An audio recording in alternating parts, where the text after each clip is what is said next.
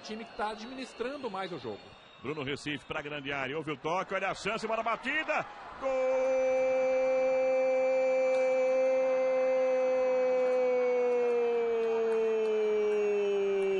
do Guarani, Medina, na bola cruzada para a grande área, desviada e o Medina fazendo a festa aí dos torcedores do Guarani que vieram curtir a partida no estádio Rei Pelé em Maceió. Agora 1 para o Guarani, Medina, 0 para o CRB, na marca de 38 do primeiro tempo. O Medina faz após o cruzamento, a bola desviada, e ele aproveitou, tocou no contrapé do Cristiano, fazendo 1-0 para o Guarani aqui no estádio Rei Pelé em Maceió.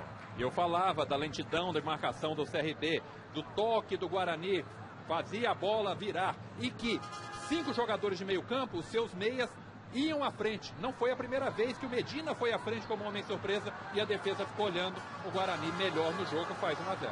Quase por 2-1. Tem a falta para o CRB. Bola para a grande área com perigo, desvio.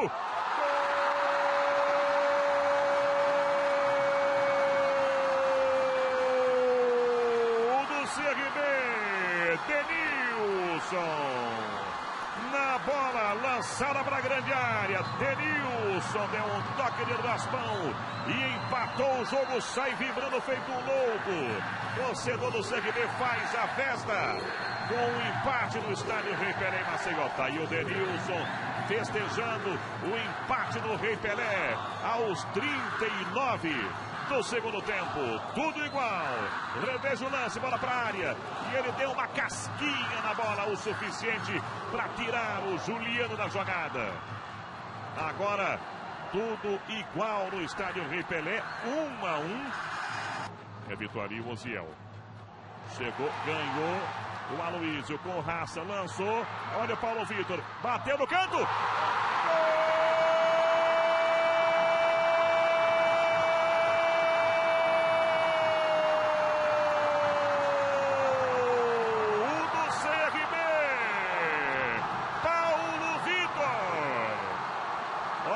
Que golaço! O torcedor vai à loucura no Rei Pelé. O CRB vira um jogo que estava perdido. O torcedor faz a festa. 2-1 para o CRB, gol do Paulo Vitor. Não deu para o Juliano que levanta. Olha, começou com o Aloísio lutando pela posse de bola. Tocou para o Paulo Vitor, que mandou no canto. Bem colocada a bola, sem chance para o Juliano. No cantinho, agora 2 para o CRB de virada, 1 para o Guarani. Com essa vitória parcial, o CRB ainda não é rebaixado, pelo menos nessa rodada.